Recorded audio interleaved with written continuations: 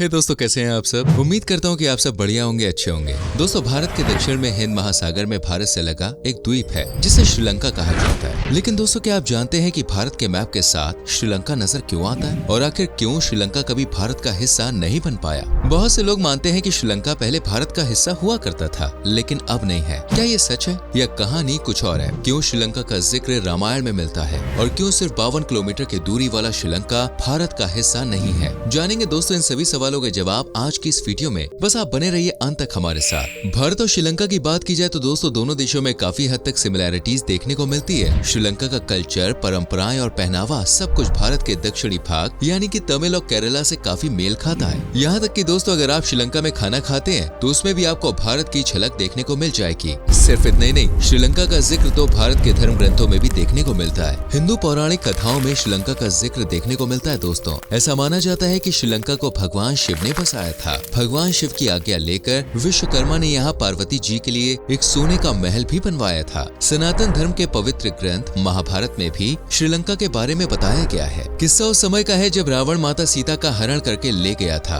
और भगवान राम माता सीता को छुड़ाने के लिए लंका गए हुए थे। उस वक्त श्रीलंका को भारत से जोड़ने के लिए भगवान श्री राम ने सेतु पुल का निर्माण भी किया था, जिसे आज भी आप सैटेलाइट के जरिए देख सकते हैं। अब आपके दिमाग में सवाल जरूर आ रहा होगा कि जब श्रीलंका भारत का इतना जरूरी और जुड़ा हुआ पार्ट है तो क्यों आखिर वो आज भारत का हिस्सा नहीं है। तो ये जानने के लिए दोस्तों हमें इतिहास के कुछ पन्ने पलटने होंगे। लेकिन इन पन्नों में झांकने से पहले अगर आपने हमारे चैनल को सब्सक्राइब नहीं किया तो जल्दी से कीजिए और बेल आइकॉन प्रेस करें। तो कहानी शुरू होती है 500 ईसा पूर्व से।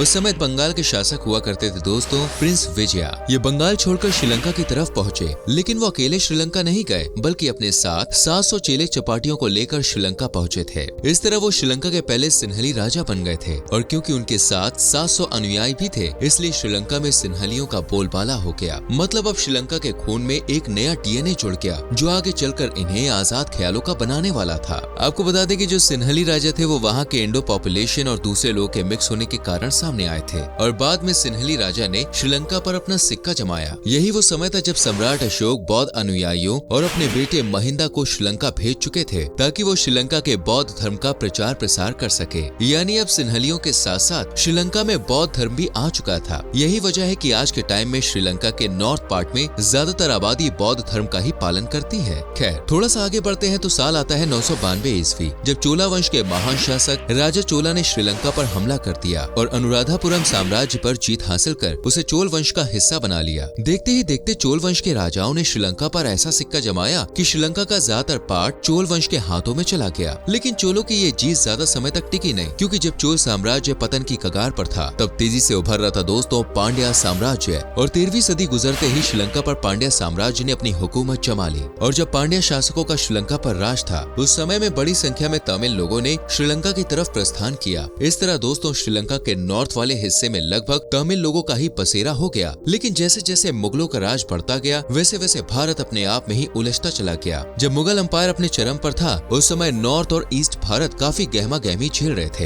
यही वजह है कि श्रीलंका कहीं न कहीं भारत की नजर से दूर हो गया। यूं तो श्रीलंका ने ज्यादा किसी की गुलामी करना पसंद नहीं किया है, लेकिन दोस्तों जब किस्मत मेहरबान हो तो ना चाहने वाली चीजें खुद ब खुद मिल ही जाती हैं। ऐसा ही कुछ श्रीलंका के साथ भी हुआ। दरअसल भारत की तरह श्रीलंका ने भी गुलामी का दंश झेला है। इस छोटे से भाग पर डच, फ्रांसीसी और ब्रिटिशर्स की हुकूमत रही है। अंग्रेजों के आने के बाद ही दोनों देशों की पहचान में भी बदलाव हुआ है, क्योंकि भारत को ब्रिटिश इंडिया बना दिया गया तो वहीं साल 1796 में श्रीलंका को बना दिया गया ब्रिटिश सीलोन। लेकिन उस टाइम यहाँ जो सबसे बड़ा फर्क था वो ये था कि श्रीलंका में डायरेक्ट ब्रिटिश क्राउन यानी महारानी का अधिकार था, जबकि भारत में उस समय ब्रिटिश ईस्ट इंडिया कंपनी की मनमानी चल रही थी। लेकिन दोस्तों भारत में भी ब्रिटिश क्राउन ने एंट्री कर ली। दरअसल साल 1857 में आजादी की पहली ज्वाला भड़क उठी थी। उस रोज हुई क्रांति ने ब्रिटिशर्स को अंदर तक हिला के रख दिया था। उन्हें डर था कि ब्रिटिश ईस्ट इंडिया कंपनी अगर भारत में ऐसे ही काम करती रही तो जो मामला है वो हाथों से निकल जाएगा। इसलिए 1858 में महारानी विक्टोरिया को इम्प्रेस ऑफ इंडिया बना दिया गया। बात करें श्रीलंका की तो ईस्ट इंडिया कंपनी वहाँ पर भी व्यापार करती थी, लेकिन सिर्फ चीनी और दाल का। साथ ही श्रीलंका को सिर्फ सोने की मुर्गी की तरह यूज किया जा रहा था। मतलब श्रीलंका में जो भी खेती या प्रोडक्शन किया जाता था वो सिर्फ इसी उद्देश्य से किया जाता था कि इसे उठाकर एक्सपोर्ट कर दिया जाएगा। इसी वजह से श्रीलंका ने काफी समय तक बुरे हालात भी झेले हैं। खैर वो बुरा समय भी बीता और समय आया दोस्तों आजादी का।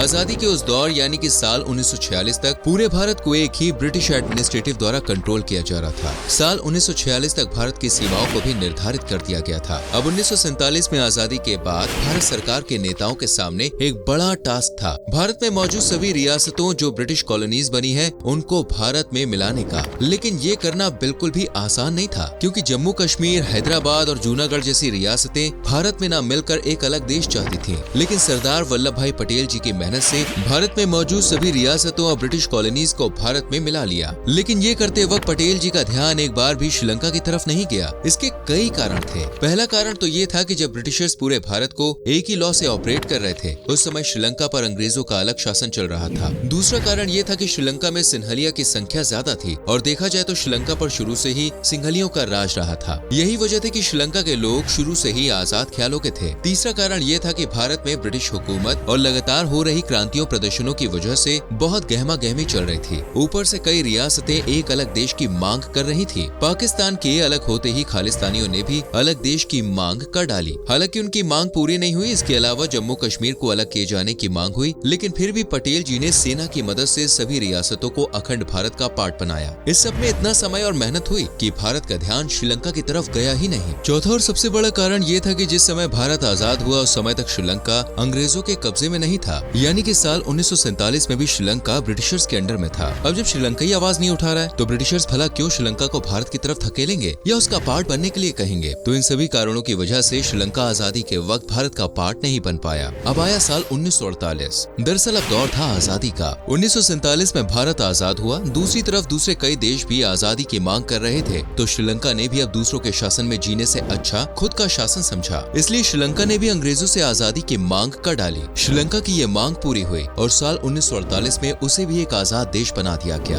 अब श्रीलंका के सामने दो ऑप्शंस थे कि या तो वो भारत का हिस्सा बनने के लिए आगे बढ़े या खुद ही शासन करे। तो श्रीलंका ने दूसरा ऑप्शन चुना, क्योंकि दोस्तों श्रीलंका में लगभग 75% तक सिंघवी जनसंख्या है, जबकि सिर्फ 20 से 25% हिंदू और बौद्ध धर्म को मानने वालों की संख्या है। तो ऐसे में बोलबाला किसका होगा? जाहिर सी बात है कि सिंहलियों का ही होगा। सिंहलियों का मानना है कि दोस्तों उनका रहन सहन, संस्कृति, परंपराएं सब भारत से अलग है, तो इसलिए उन्होंने श्रीलंका को एक अलग देश बनाने पर जोर दिया। इसलिए श्रीलंका भी दोस्तों एक आजाद देश बनने की राह पर निकल पड़ा। अब भारत की बात करें तो भाई भारत की एक पॉलिसी है कि आओ तो वेलकम और ना आओ तो भीड़ कम। श्रीलंका के साथ भी भारत ने ऐसा ही किया। बेशक भारत श्रीलंका को अपना हिस्सा मानता है, लेकिन उसने कभी श्रीलंका पर जोर नहीं डाला कि वो भारत का हिस्सा बने या खुद को भारत में मिलाने की कोशिश करे। शायद यही वजह है कि श्रीलंका और भारत के रिश्ते शुरू से ही बेहद मजबूत बने हुए हैं। लेकिन श्रीलंका में जब सिंघली जाति के लोगों का दबदबा बना हुआ है, तो वहाँ नॉर्थ और ईस्ट पार्ट में रह रहे तमिल लोगों के लिए थोड़ी मुश्किल जरूर खड़ी हो गई। सिंघलियों की हुकूमत के बीच तमिल लोगों पर अत्याचार किए जाने लगे, उन्हें बाहर निकालने की कोशिश की जाने लगी। हालांकि साल 1980 तक श्रीलंका भारत का काफी अच्छा दोस्त था। यहाँ तक कि अब ये भी उम्मीदें की जा रही थी कि श्रीलंका भारत का पार्ट बन सकता है। लेकिन साल 1983 में श्रीलंका में छिड़क रहे युद्ध ने इन अनुमानों पर पानी फेर दिया। दरअसल 1983 में दोस्तों LTTE की स्थापना हुई थी, जिसे लिट्टे कहते हैं। अब ये लिट्टे क्या है तो भाई बता दूं, लिट्टे एक तमिलियाई ग्रुप हुआ करता था, जिसकी मांग थी कि श्रीलंका का जितना भी नॉर्थ और ईस्ट वाला पार्ट है उसे तमिल लोगों के लिए एक आजाद देश के रूप में घोषित कर दिया जाए। लेकिन श्रीलंकाई सरकार ऐसा नहीं करना चाहती थी। लिट्टे ग्रुप के बारे में ये भी कहा जाता है कि इसे भारत सरकार और तमिल सरकार सपोर्ट करती है। लेकिन बाद में भारत सरकार ने लिट्टे के खिलाफ अपना रुख बदला और वो श्रीलंकाई सरकार को सपोर्ट करने लगी। इतना ही नहीं, श्रीलंकाई सरकार को यकीन दिलाने के लिए उस टाइम राजीव गांधी जी ने शांति समझौते पर साइन भी कर दिए थे। लेकिन लिट्टे को यह हजम नहीं हुआ, इसलिए उसने इस धोखे का बदला लिया और राजीव गांधी जी की हत्या कर दी। राजीव गांधी जी की हत्या के बाद भारत ने लिट्टे ग्रुप को दोस्तों एक आतंकवादी ग्रुप घोषित कर दिया। उधर श्रीलंका के नेता और लोग भारत की बुराई करने लग गए। हालांकि ये बुराई और खटास शांत हुई 2022 में,